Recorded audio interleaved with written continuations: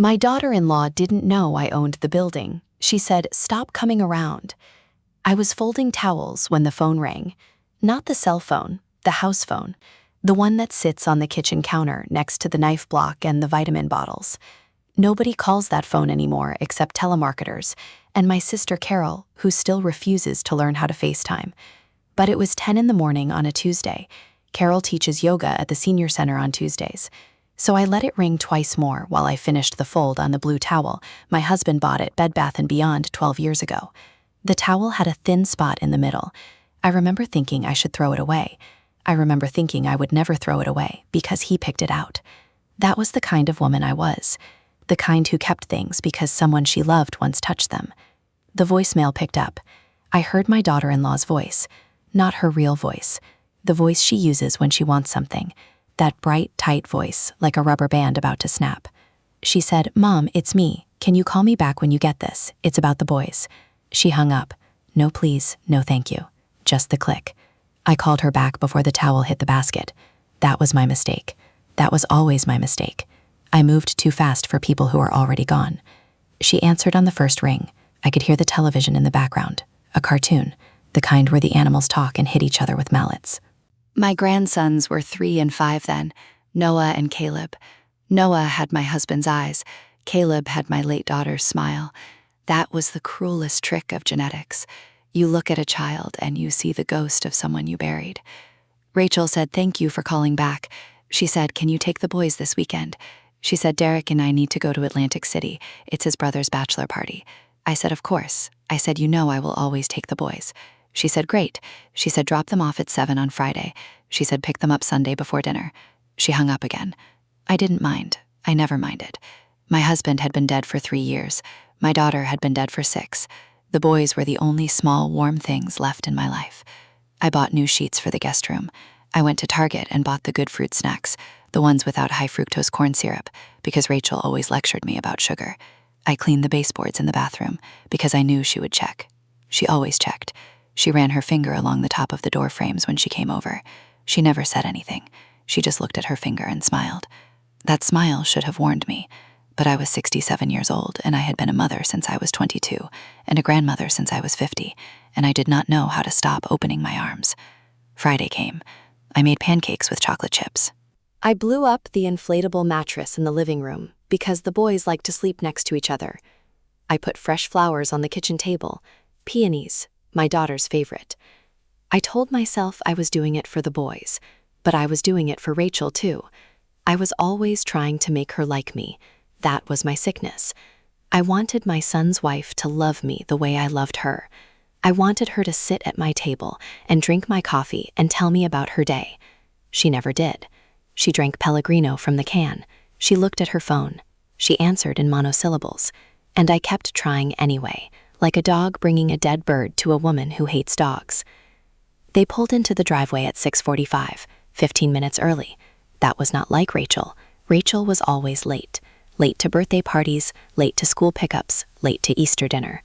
I remember one Thanksgiving she showed up 2 hours after the turkey came out of the oven. She said traffic, she said sorry. She said it with a face that was not sorry at all.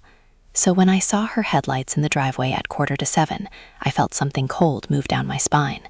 The kind of cold you feel when you know something is wrong, but you do not have the name for it yet. I opened the front door. The boys ran past me without hugging.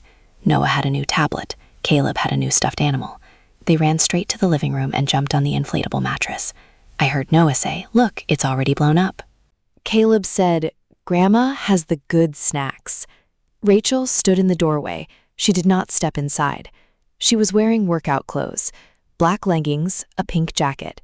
Her hair was pulled back so tight it made her eyes look stretched. She handed me a plastic bag.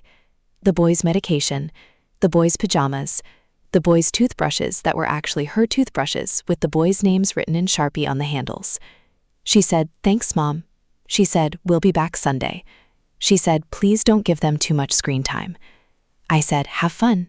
I said, "Drive safe." I said, "Say hi to Derek for me." She was already walking back to the car. She did not turn around.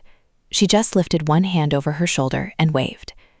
That was the last time she waved at me like that. Like I was a neighbor. Like I was a stranger. like I was nothing. The weekend was fine. The boys were sweet. They were loud. They left Legos on the floor, and I stepped on 3 of them, and I did not complain, because the pain was a reminder that I was still alive. I took them to the park. I pushed them on the swings. I bought them ice cream from the truck that parks outside the elementary school. Caleb dropped his cone on the sidewalk and cried for 20 minutes. I held him. I wiped his face. I told him about the time his mother dropped an entire birthday cake in the driveway. He stopped crying and asked if the cake was chocolate. It was. He smiled. That smile, the one that belonged to my dead daughter. I almost fell to my knees in the middle of the sidewalk. Sunday came too fast. I cleaned the house before Rachel arrived. I stripped the sheets. I washed the towels. I vacuumed the living room 3 times because I knew she would look for crumbs. I put the boys' clothes back in the plastic bag. I wrote a note thanking them for letting me have the weekend. I put the note on top of the bag. I was that kind of woman, the kind who wrote thank you notes for being allowed to love her own grandchildren. She pulled into the driveway at 4 o'clock, exactly 4 o'clock. Rachel was never exactly anything. She was a woman of approximations, maybe 4, maybe 5, whenever. But that day she was exactly 4 o'clock. Another cold thing down my spine. I opened the door. The boys ran out. Noah grabbed his tablet from the coffee table. Caleb grabbed his new stuffed animal from the couch. They ran to the car without looking back. I stood in the doorway holding the plastic bag. Rachel walked up the path. She did not smile. She took the bag from my hands. She looked at the note. She put it in her pocket without reading it. Then she said something I will never forget. She said, "Mom, we need to talk about your visits." I said, "Okay." She said, "The boys are getting older. They need consistency. They need routine. They need to be at home on weekends." I said, "I understand." She said, "Derek and I have been talking. We think it's best if you take a step back for a while." I said, "A while?" She said, "Maybe a few months. Maybe longer. We'll let you know." I said, "Did I do something wrong?" She said, "You didn't do anything wrong. You're just too much. You're always here. You're always calling. You're always showing up with gifts and treats. And the boys are getting confused. They think they live with you." I said, "They're my grandchildren."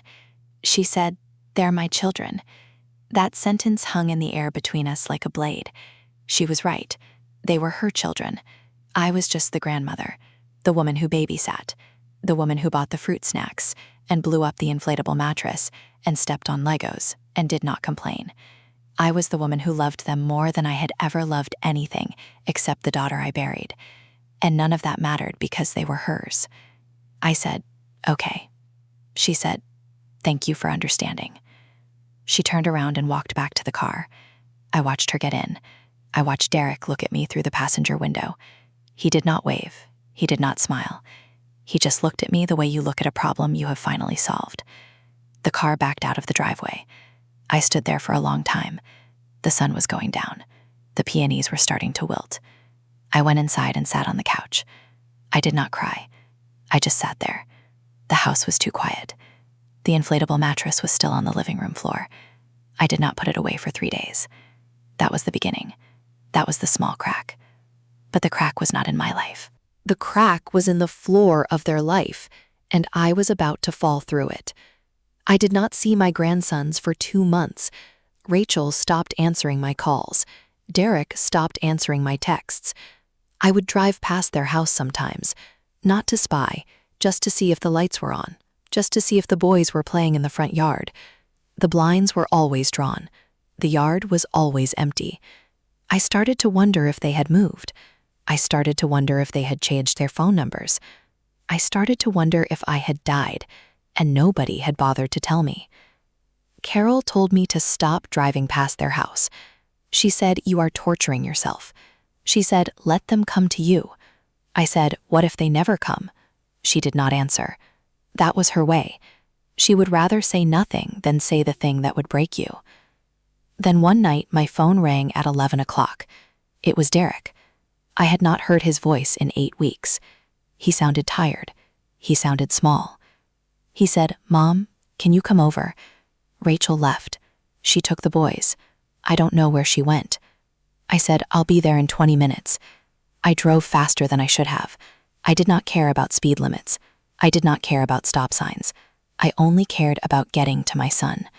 He was 41 years old. He was a father. He was a husband.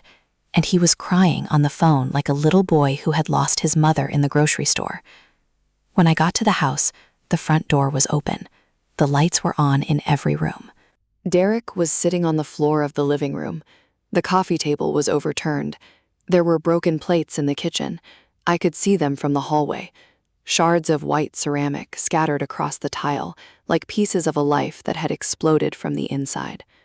I sat down next to him on the floor. I did not say anything. I just sat there. He leaned his head on my shoulder. He smelled like sweat and whiskey and something else, something burnt. I realized later it was the toaster. She had left a bagel in the toaster. It had turned black. The smell had spread through the whole house. He said she left a note. Just one sentence. It said, "I can't do this anymore." That was it.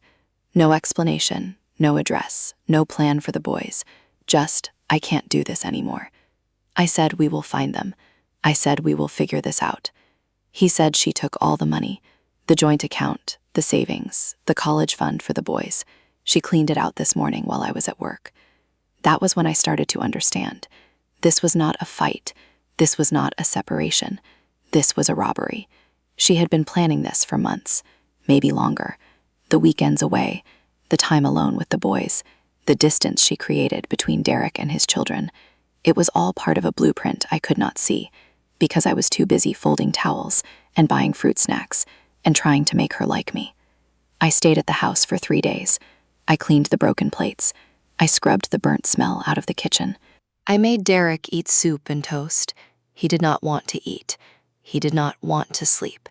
He just sat on the couch and stared at the wall where their wedding photo used to hang. She had taken it. She had taken every photo of them together. She had left only the ones where the boys were alone. That was her cruelty. She was erasing him from their history before he even had a chance to fight for it. On the 4th day, I went back to my house. I needed to sleep in my own bed. I needed to look at my husband's face in the photograph on the nightstand. I needed to ask him what to do, even though he had been dead for 3 years and could not answer. I talked to him anyway.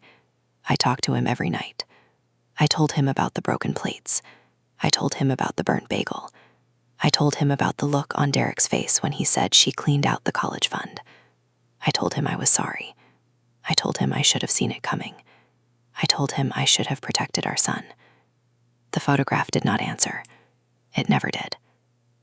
2 weeks later, Derek called me from the courthouse. He had filed for emergency custody. He had hired a lawyer, a woman named Margaret who wore expensive suits and spoke in the flat tone of someone who had seen worse. She told Derek the case was strong. Rachel had taken the boys across state lines without his permission. She had drained the bank accounts. She had cut off communication. That was parental kidnapping. That was financial abuse. That was enough to get a judge to listen. But Rachel was smart. She had already filed her own motion in a different county. She claimed Derek was unstable. She claimed he had a drinking problem. She claimed he had been violent. None of it was true. Derek had not raised his hand to anyone in his life. He was the kind of man who apologized when you bumped into him. He was the kind of man who cried at commercials about dogs. He was the kind of man his father had raised to be gentle and good. And that gentleness was now being used as a weapon against him. Margaret said the case would take months. She said the court would order a guardian ad litem. She said there would be home visits and psychological evaluations and interviews with the boys. She said Derek should prepare himself for a long fight. She said the system favors the mother. She said it without emotion, just the facts, just the cold, hard truth that a grandmother already knew because she had watched her own daughter fight for custody against a man who did not deserve to be a father. That fight had taken 2 years and cost $40,000 and ended with my daughter getting full custody and then dying 6 months later from an aneurysm in her sleep. The courts could not save her. The money could not save her. Nothing could save her. I started to feel the old fear. The fear that no matter how hard you fight, you still lose. The fear that love is not enough. The fear that you can do everything right and still end up alone in a house that smells like wilted peonies and burnt toast. The hearing was scheduled for December. the week before Christmas. I remember thinking that was cruel, to make a father fight for his children during the week of peace and joy. But the courts do not care about calendars. They care about paperwork and deadlines and the proper filing of exhibits. They care about things that have nothing to do with the small, soft bodies of little boys who just want to sleep on an inflatable mattress and eat chocolate chip pancakes. Derek asked me to come to the hearing. He said, "I need you there." He said, "You are the only family I have left." I said, "Of course." I said, "I will be there." I said, "I will always be there." I bought a new dress for the hearing, navy blue, conservative, the kind of dress that says I am a grandmother who pays her taxes and votes in every election and does not cause trouble. I wanted the judge to look at me and see stability. I wanted the judge to look at me and see someone who had raised 2 children and buried one of them and still got out of bed every morning. I wanted the judge to look at me and see a woman who deserved to have her grandchildren in her life. The morning of the hearing, I woke up at 4 o'clock. I could not sleep. I made coffee. I sat in the dark. I talked to my husband. I told him I was scared. I told him I did not know if I was strong enough to watch our son lose his children the way we lost our daughter.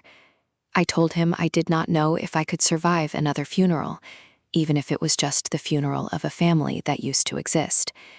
I left my house at 7. The courthouse was 40 minutes away. I drove slow. The sun was coming up. The sky was pink and orange and beautiful in a way that felt almost insulting. How could the sky be beautiful on a day like this? How could the world keep spinning when my son was about to walk into a courtroom and beg a stranger to let him see his children? I parked in the garage across the street. I put my keys in my purse. I checked my lipstick in the rearview mirror. I took a deep breath. I told myself to be strong. I told myself to be the mother my son needed. I told myself that no matter what happened, I would not cry in front of the judge. I walked across the street. The courthouse steps were gray and cold. There were people smoking cigarettes by the pillars, lawyers in suits, clients in jeans, a woman holding a baby, a man with a black eye, the architecture of broken families. I walked through the metal detectors. I put my purse on the belt. I walked through the scanner. The guard nodded. I walked the elevator. I pressed the button for the 3rd floor. The hallway was already crowded. People sitting on benches, people standing against the wall, people whispering into phones. I saw Derek at the end of the hall. He was wearing the suit he wore to his father's funeral, gray, a little too big in the shoulders. He had lost weight. He had stopped eating again. I walked toward him. He saw me. He tried to smile. It was not a smile. It was a grimace. It was the face of a man who had been crying in the bathroom and was trying to pretend he had not. I hugged him. I held him tight. I said, "It will be okay." I said, "The judge will see the truth." I said, "We have God on our side." I did not believe any of it. But I said it anyway, because that is what mothers do. We say things we do not believe, because the saying itself is the only medicine we have. Margaret arrived at 8:15. She was carrying a leather briefcase and a cup of coffee that smelled like burnt toast. She sat down next to Derek and opened her laptop. She did not say hello to me. She did not make eye contact. She just started typing. That was fine. I did not need her to be warm. I needed her to be sharp. I needed her to cut through whatever lies Rachel had told. Rachel arrived at 8:40. She walked down the hallway like she was walking down a runway. She was wearing a cream-colored dress, expensive, new. Her hair was loose and curled. She looked like a woman who had spent a long time in front of a mirror practicing her sad face. Behind her was a man I did not recognize. He was tall. He had a beard. He was wearing a blue suit that probably cost more than my car. He was her lawyer. I knew it before anyone told me.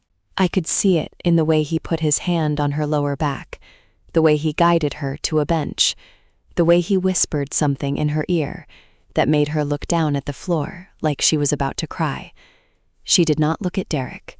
She did not look at me. She just sat there with her hands folded in her lap and her eyes on the floor. She was performing.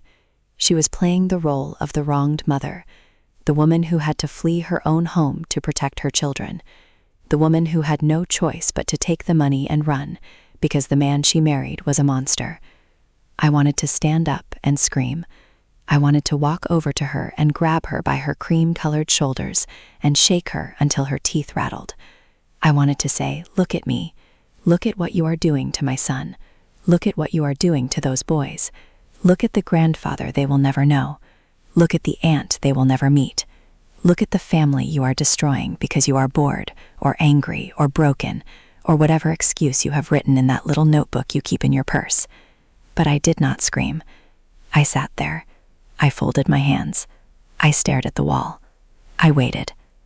At 9 o'clock, the bailiff opened the door. He said, "Court is now in session. The Honorable Patricia Flynn presiding. All rise." We stood. The judge walked in. She was older than me, late 60s, maybe early 70s. Her hair was white and cut short. She wore black robes and reading glasses on a chain. She sat down. She looked at her computer. She looked at the lawyers. She looked at Derek. She looked at Rachel. She did not look at me. I was furniture. I was a prop.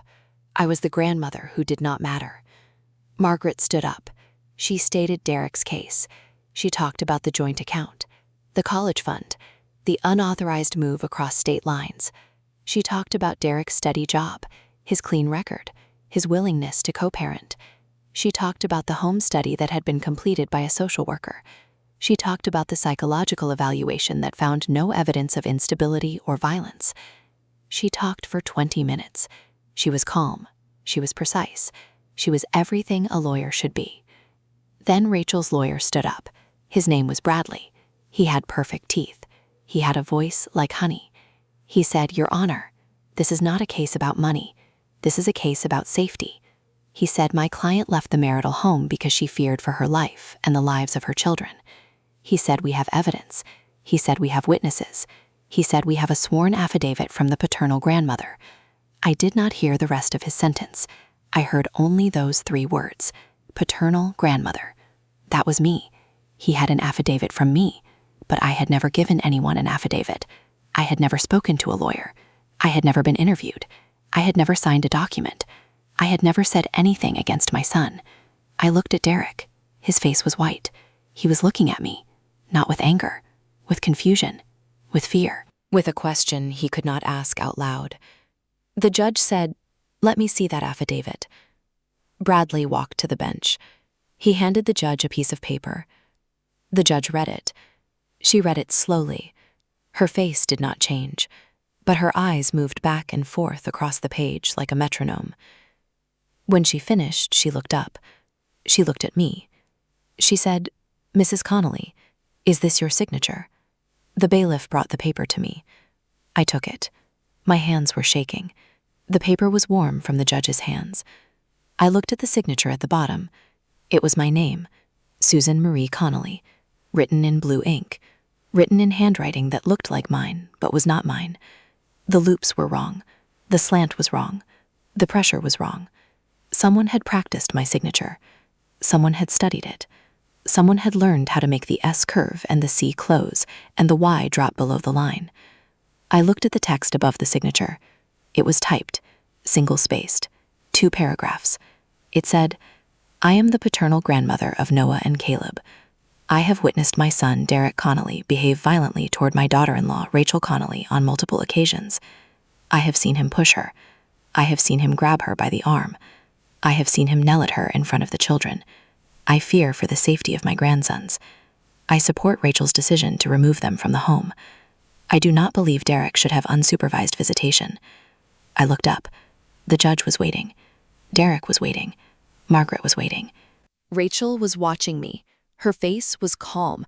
Her face was patient. Her face was the face of a woman who had already won. I said, "Your Honor, this is not my signature. I did not write this. I have never said any of these things." Bradley said, "Your Honor, the affidavit was notarized. We have a notary stamp. We have a witness." The judge said, "Bring me the notary log." The next 20 minutes were chaos. Lawyers whispering, bailiffs walking in and out, Derek holding my hand under the table. His fingers were cold, his knuckles were white. He did not say anything. He just held my hand like a little boy holding his mother's hand in a dark room. The notary was a woman named Linda, who worked at a UPS store on the other side of town. She was called into the courtroom. She was sweating. She was nervous. She was wearing a green vest with the UPS logo on the chest. She said yes, she remembered this document. She said a woman brought it in, a woman in a cream-colored dress. She said the woman said her mother-in-law was too sick to come to the store. She said the woman brought a signed document. She said the woman brought a driver's license that looked like mine but had a different photo. She said the woman was very convincing. She said the woman was very upset. She said the woman said her mother-in-law had cancer and could not leave the house. The judge said, "Did you verify the identity of the signer?" Linda said she had a driver's license. It looked real. The judge said, "Did you compare the signature on the license to the signature on the document?" Linda said no. She was crying. I felt bad for her. The judge said, "You felt bad for her?" Linda said, "Yes, Your Honor." The judge took off her glasses. She looked at Bradley. She looked at Rachel. She said, "Counsel approach." Margaret and Bradley walked to the bench. They spoke in whispers. I could not hear what they said, but I saw Bradley's face change. The honey drained out of it. He looked at Rachel. He looked at his shoes. He looked at the ceiling. He was a man calculating his own survival. The judge called a recess. She said she would issue a ruling at 2 o'clock. She said the children would remain in Rachel's custody until the ruling was issued. She said Derek could have supervised visitation at a neutral location. She said the court would appoint a forensic investigator to examine the affidavit. Then she looked at Rachel. She did not say anything. She just looked at her. It was the kind of look that said, "I see you." It was the kind of look that said, "I have been doing this job for 20 years and I know exactly what you are." It was the kind of look that said, "Your time is coming." The recess began. People stood up. Chairs scraped the floor. Voices rose. Derek pulled me into the hallway. He was crying. He was not hiding it anymore. He was sobbing. He put his arms around me and buried his face in my shoulder. He said, "Mom, she forged your name. She forged your name to take my children." I held him. I held him the way I held him when he was 5 years old and fell off his bike and scraped his knee. I held him the way I held him when he was 16 and his first girlfriend broke his heart. I held him the way I held him when his father died, and he said, "I don't know how to be a man without him." I held him and I did not let go. I said, "I know." He said, "Why would she do this?" I said, "Because she is desperate, because she is scared, because she knows she is going to lose, and she is throwing everything she has at the wall to see what sticks." He said, "What if the judge believes her anyway?" I said, "She won't." He said, "How do you know?" I said, "Because I have been alive for 67 years. I have seen enough liars to know they always hang themselves. They always leave a rope somewhere. And she just left a very long rope on that notary's desk." At 2 o'clock, we went back into the courtroom. The judge walked in.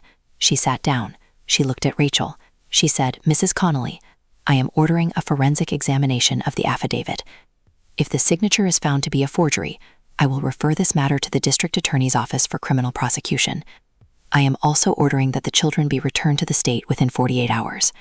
I am ordering that Derek Connolly be granted temporary custody pending a full evidentiary hearing. I am ordering that your visitation be supervised by a court-appointed monitor. I am ordering that you surrender your passport." Rachel did not cry.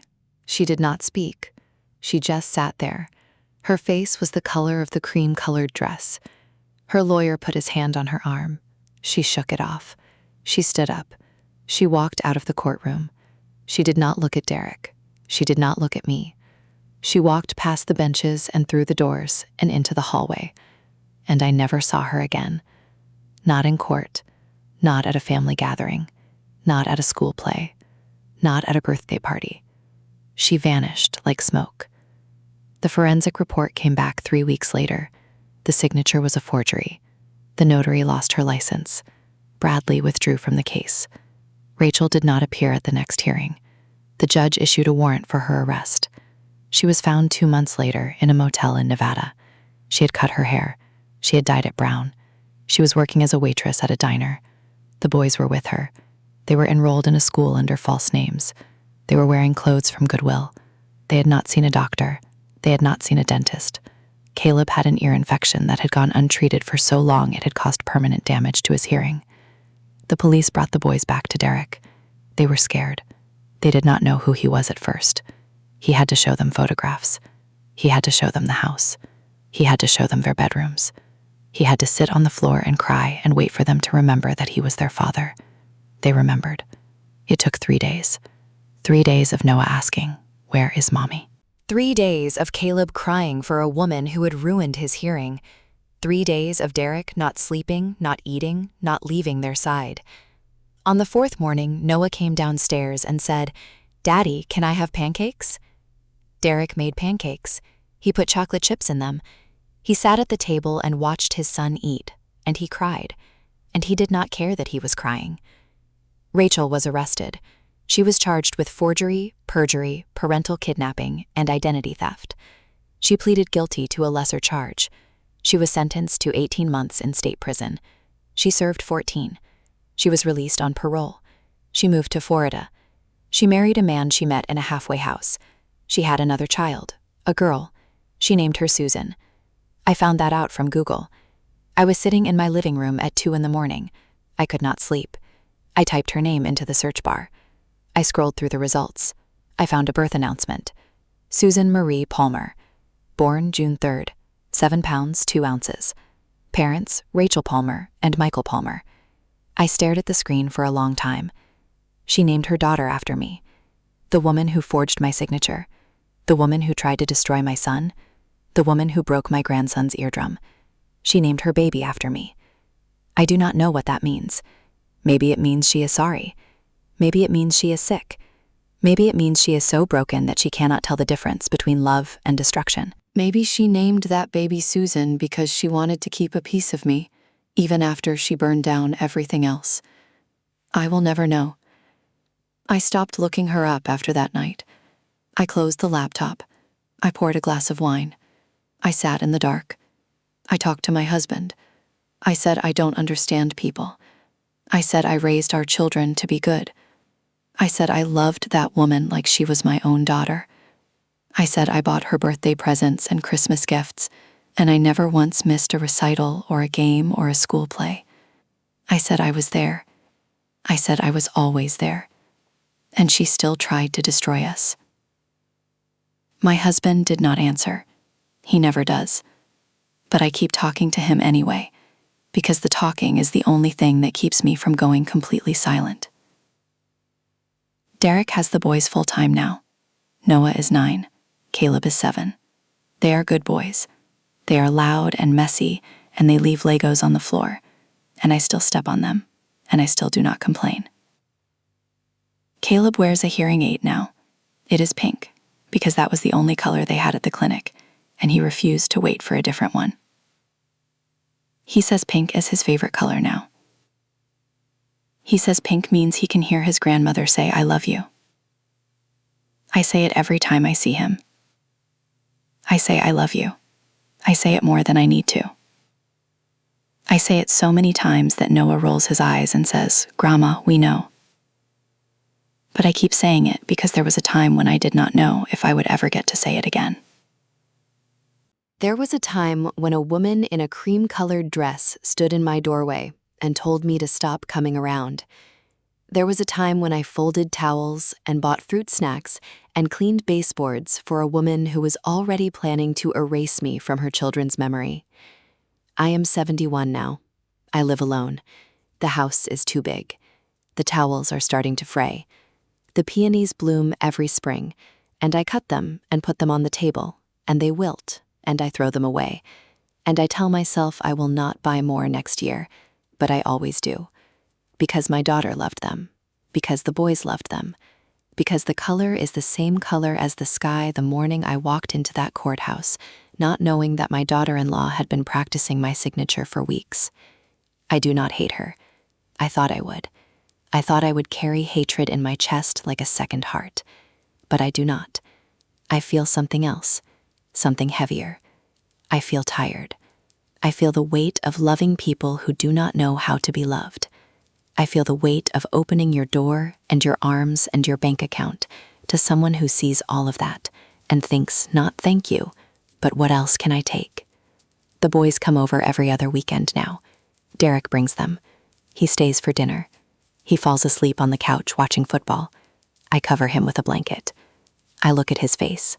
I see his father. I see the little boy who fell off his bike. I see the man who sat on the floor of his living room surrounded by broken plates. I see the father who made chocolate chip pancakes for a son who could not remember his name. I am proud of him. I am proud of the way he did not become bitter. I am proud of the way he still believes in love, even after love tried to destroy him. I am proud of the way he drives 40 minutes every Friday night so his boys can sleep on an inflatable mattress and eat fruit snacks and wake up to the smell of pancakes. I am still here. I am still folding towels. I am still buying the good fruit snacks. I am still cleaning the baseboards, even though Rachel will never run her finger along them again. I do it for the boys. I do it for Derek. I do it for myself. Because if I stop doing these small, ordinary things, I am afraid I will stop doing anything at all. The phone does not ring as much as it used to. Carol calls every Sunday. Derek calls every Wednesday. The boys call sometimes when they want something. That is fine. That is how it should be. Children call when they need you. Grandchildren call when they want something. That is the natural order of things. The unnatural order is when they pretend to need you while they are planning to throw you away. I think about that morning. The morning Rachel stood in my doorway and told me to stop coming around. I think about what I would say to her if I ever saw her again. I would not yell. I would not cry. I would just look at her. I would look at her for a long time. And then I would say, I owned the building you lived in.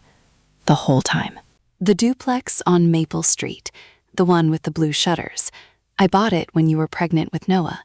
I wanted to give it to you and Derek for your 10th anniversary. I never told you because I wanted it to be a surprise. The deed is in a folder in my nightstand. The folder has your name on it, Rachel. I wrote it in pen, the same pen I used to write thank you notes and grocery lists and letters to my dead daughter. You could have had it all. You could have had the house and the yard and the security and the grandmother who never missed a recital. But you wanted more. You wanted everything. And now you have nothing, except a baby named after a woman you tried to destroy. I would not say that to her, because I will never see her again. But I think it sometimes. I think it when I cannot sleep. I think it when I am folding the blue towel my husband bought at Bed Bath & Beyond. I think it when I am standing in